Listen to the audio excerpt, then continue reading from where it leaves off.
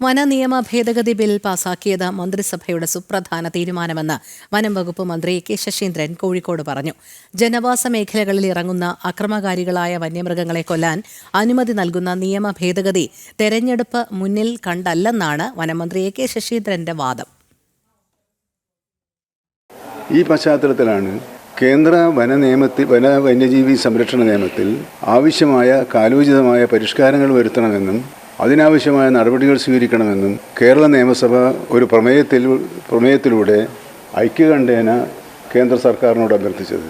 ഇതുമായി ബന്ധപ്പെട്ട് മന്ത്രിതലത്തിലുള്ള ചർച്ചകളും ഉദ്യോഗസ്ഥ തലത്തിലുള്ള ചർച്ചകളും നിരവധി പ്രാവശ്യം നടന്നു.